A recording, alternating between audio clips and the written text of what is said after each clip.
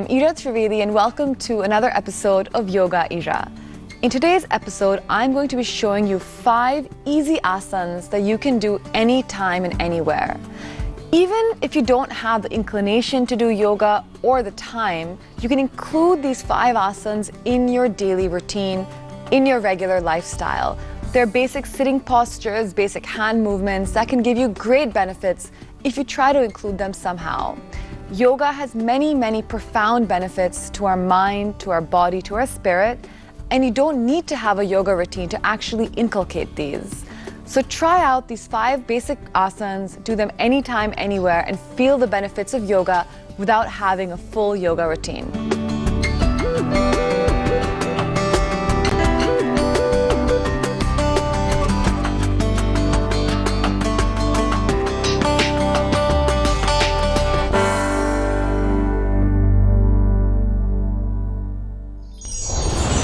The most important thing about yoga is the breath, and a lot of people don't even breathe correctly. Just a few minutes of deep breathing at any point of our day, of our night, can have huge benefits to our mind and to our body. Remember, breathing should always be from the diaphragm and not from your chest or from your throat. Over time, we get tense, we get anxious, and all of that builds up, not even allowing us to breathe correctly. But I'm going to show you how to do some deep yogic breathing, which you can do at any time and anywhere. So just place your right hand on your stomach. You can keep your left hand on your chin, on your lap, wherever you're comfortable. And now begin to breathe. Begin to breathe slowly from the pit of your stomach. Feel the air going from the pit of your stomach up through your body to your lungs, diaphragm, up to your chest, really sucking all of that air in. Hold your breath for just a few seconds and then release. Release, bending your chest inwards, and feel the air really exiting your body, exiting from your stomach at the end. So one more time, we do this deep yogic breathing, breathing in from our stomach.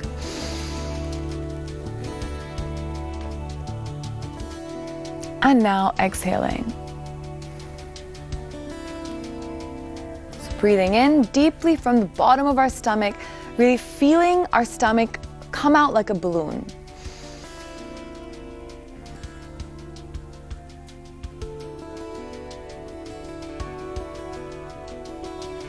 And exhale. Next, we move on to Kapalabhati, which is technically not a pranayam but a kriya. Kapalabhati is deeply energizing, rejuvenating, refreshing, and it's best to do it in the morning hours. What we're doing in the practice of Kapalabhati is expelling all the stale oxygen out of our lungs. We do that by consciously pumping our stomach. The inhalation that we do, though, should be passive. So we're not actively breathing in like this, no. When we pump, the breathing happens passively. This is the biggest mistake that people make as they're practicing Kapalabhati. They do inhalation. That's incorrect. That actually is Bhastrika, which is a different pranayam altogether. So just make sure that you follow these simple tips while you're doing Kapalabhati. Make sure you're sitting up straight in any comfortable seated posture. You can even be sitting in a car or in a chair. Just make sure that your spine is straight and that your chest is open. These are 2 very important pointers. And then make sure that you're pumping and then you're passively inhaling. Sitting in a comfortable seated posture, back straight, hands on your side. Begin pumping. So when you pump, consciously inhale, passively pump. Inhale, passively pump. Inhale, passively pump. Inhale, pump. Inhale, pump. Inhale, pump. Inhale. It should be comfortable. It should not be very forced. You should feel absolutely comfortable. The sound that you're making should be audible only to you, not to the person sitting next to you. It should be a comfortable sound, not too aggressive, not too soft. This is a vigorous pranayam, but it's also very comfortable So continue doing the Kapalabhati for 20 to 30 counts. Next up is Vajra or Thunderbolt pose. In fact, Vajra in Sanskrit means both thunderbolt and diamond. So it's indestructibility and also power and force. That's because this asana is so powerful.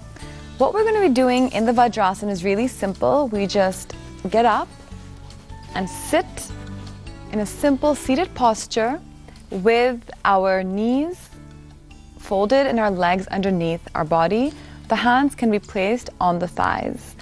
This is a beautiful seated posture because it's not just a great stretch to our hamstrings, to our lower back, to our entire spine, it's also really good for digestion. This is a very, very effective posture, and in fact, it's best done after a meal. So after dinner or after lunch, if you just sit in Vajrasana for a few minutes, you'll see how much better you can digest your food. It's because all the blood is actually sent to your stomach area. It's concentrated from your legs and from your upper body. And that blood in your system, in your abdomen area, really helps them with the digestion. Now we move on to Bal Asana or child's pose. This is a deeply relaxing and rejuvenating asana. It really helps you mentally relax, physically relax. It's great for the spine, it's great for the hamstrings.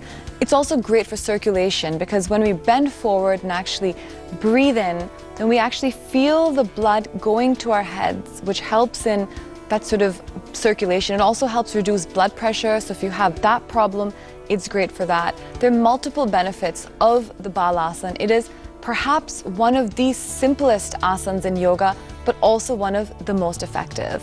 So I'm going to show you today how to correctly do the child's pose or Balasana. And once you see how easy it is, hopefully you'll inculcate it in your life. Sitting in Vajrasana, inhale and lift your hands over your head. And exhale, slowly go down, bringing your forehead to the mat. And now take your right arm and place it to the side of your body, putting your forehead on the ground, the side of your forehead. You should be looking to your left fingers. Straighten out both your arms and feel the twist in your back, in your neck. And now slowly come back, and we're going to do this on the other side. So bring your left arm underneath your right arm, moving your left fingers to the side, straightening out both your arms. Your forehead is on the ground. Your left side of your forehead is on the ground. We rest and relax here, breathing into the asana, with every breath going deeper and deeper into the asana. And now slowly come back, bring your arms back, and come back into Vajrasana. The most effective asana of all of yoga, perhaps, is the Padmasana or the Lotus pose. So not only are there lots of mental and spiritual benefits for this, there's also a lot of physical benefits. It really helps with your knees, with your hamstrings, with your back. It helps with digestion, it helps with circulation. There are numerous benefits to this asana, which is the most important asana of all of yoga. So we're going to begin now. So it's very simple. We're going to just place our right leg over our left leg like this, and then we're going to take the left leg and place it over the right leg. And that's how you do this. And if you're not comfortable using this angle, you can actually use the other leg. So now you can place your left leg and place your right leg over it. So you can change it up a little bit to whichever suits your body. Everyone's bodies are different. So Padmasana can be done in any of these two ways, in whichever one you're more comfortable, because typically one side of our body is more flexible than the other.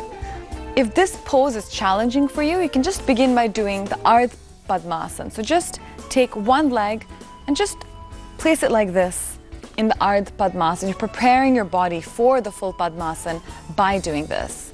Eventually, your knees will get limber, your ankles will get limber, and you'll be able to sit in this asana for a longer time. Now we move on to downward dog, which is yoga's most popular asana. There's a reason why it's so popular. It's because it is an all-over body stretch. It stretches out every single part of your body. It gives a slight inversion, so it's really great for circulation. And it's a great posture also to relax your back, especially when you've been sitting in a chair for long hours. From Vajrasana, bring your hands in front of your bodies, resting your palms on the ground. And now using your palms, come up, bringing your hips up, so your body's in an inverted V. Your palms are flat, your feet are flat on the ground. You're resting on your palms and your feet. Your hips are straight up. Stay here and breathe, feeling the stretch at the back of your legs, in your arms. With every breath, try to go deeper in. Try to move your head closer towards your feet. In downward dog, your body should be perfectly balanced here. Try not to bend your knees. Try to keep them as straight as possible. Now stay here and breathe. Now come back on your arms and sit in Vajrasana. Next is the Vipariti Karni, which is not technically an asana, but a mudra. So it's a deeply meditative pose. The Vipariti Karni can even be done against a wall. So if you're lying on your bed, you can just get up in this asana and lean your legs against the wall. So then it becomes deeply relaxing and meditative, and you can really feel the blood going from your legs into your body and helping in circulation. So try this asana before you go to bed. It's deeply relaxing. First thing when you wake up in the morning, it's really, really rejuvenating as well. So again, the Vipariti Karni, an all-over body stretch, really great for circulation and also fantastic for digestion. Lying on your back, walk your legs towards your body, bending your knees. And now bring your legs up, supporting your hips with your hands. Your legs are up. You're raising your legs gently up, using your arms. Your hips are slightly up, just a few inches off the ground. It should be a very comfortable posture. Now gaze up at the toes, at the tips of your toes. Stay here and breathe. Your arms out on the side. This gives a further deepening, relaxing effect. Stay here and breathe in Vipariti Karni Mudra. And now slowly come down, bring your legs down, arms down, and relax. When we balance our prana or vital energy by using our breath, we are in fact balancing our minds and our emotions. And when our emotions are balanced and our minds are balanced, we are happier people. We make better decisions, more rational decisions, and of course, better choices as well. So why not try this simple pranayam to balance out not just your mind, but also your body. It's really fantastic, really simple. We're going to be doing the simplest version of Anulom today without any retentions and just with no ratios involved. For Anulom Vilom, sit in a comfortable seated posture with your neck and back straight. Bring your right hand into Vishnu Mudra. So we're just placing our index finger and our middle finger on our palm. The other three fingers are out. We're going to bring this hand onto our nose. We're going to use the thumb to close the nostrils and these two fingers as well. We're going to begin the Anulom Vilom practice by breathing in from the left nostril. So inhale from the left by closing your right. And now close your left nostril and exhale from your right. Inhale from the right, closing your left.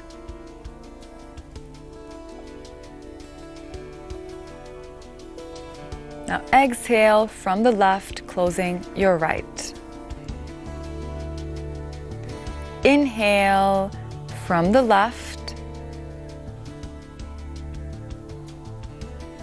Now closing your left, exhale from the right. Inhale, right.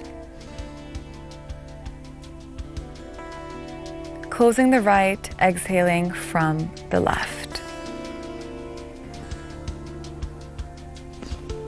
Continue doing this practice for a few minutes. And then bring your hands down and take a few deep breaths. A lot of the asanas that we'll be doing in our Happy Yoga segment are going to be in Sukhasana. This asana is called Sukhasana because not only does it keep your body happy, it keeps your mind happy too. We're going to be doing a few gentle variations of this asana. The first one is side bends using our breath.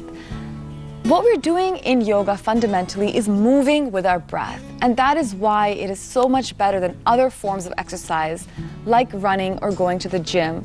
We're constantly fighting with your breath. By moving along with our breath, we actually release tension in our body and in our minds.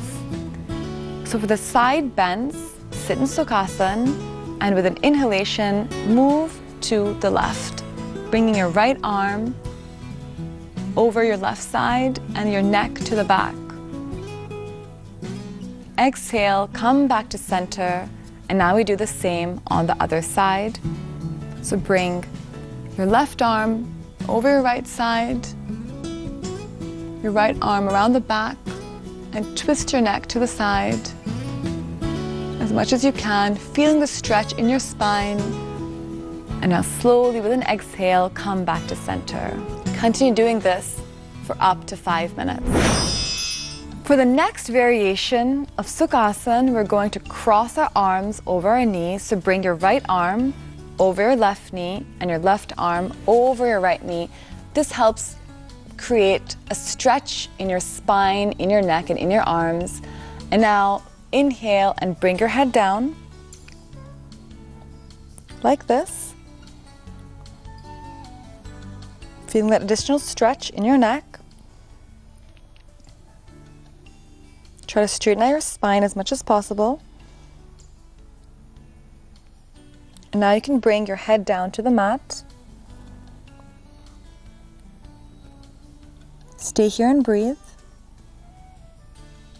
Feeling the stretch in your thighs.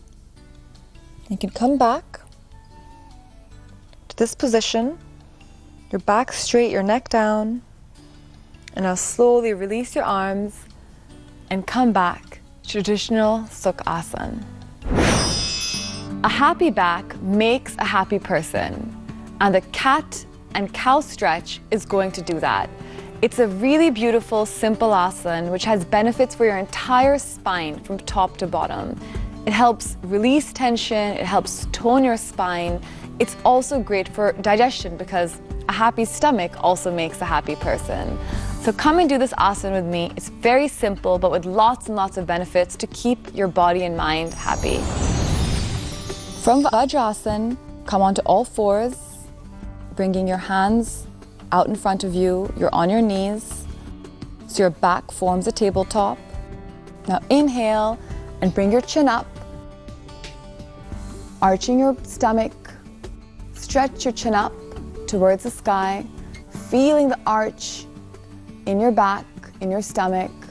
And now exhale, come down, bring your head down, and arch your back. And now inhale, chin up, and exhale, cat pose, head down, back arched up. Inhale, chin up. Your knees and hands are stable, your elbows are stable. Stomach down, exhale in cat pose. And now you can release and come back in Vajrasana. Next up is a Virabhadra Asana, or the warrior pose. It really is an anchoring and strengthening posture. When you open up your chest, when you open up your legs and stretch and firm your entire body, you feel that physical and emotional strength. And this will really help strengthen your emotions and at the end make you very happy. Standing on your mat, bring your right leg in front of you. And now bend your right knee down. And you bring your arms on your side, straight out on your side. Open up your chest using your arms, bend your knee down, your back leg should be on the side, 90 degrees to your body. Stay here and breathe. Strong arms, strong legs. And now slowly come up. We're going to do the same on the other side. So bring your left leg forward, right leg back. Your right foot should be at a 90-degree angle. Bend your left leg to 90 degrees, bend it down, arms out on your side, straight out. Open up your chest, stay here and breathe. Maintaining your balance, strong legs here. And breathe, and now slowly release. Come back into standing. Now we end with Shavasana, a beautiful relaxation pose. What we're going to be doing while we're doing Shavasana is that we're thinking about how our body and our mind is very happy. When you subconsciously give messages to your body, your emotions will react to them. So as we're resting in Shavasana, we're going to be subconsciously messaging to our brains, to our bodies, to our emotions. Come on your back, arms out, legs out to your side, not too far away from your body, not too close. At the right angle so that your body feels perfectly comfortable. And now we're going to relax every part of our body, sending messages of happiness to our entire body. When you have a happy body, you have a happy mind. And relax in Shavasana for as long as is comfortable. And when you're done, you can come up. Seated posture. Thank you so much for joining me on another episode of Yoga Ira. I do hope that your body, mind, and spirits are really happy after doing this yoga. Thank you. See you again next week.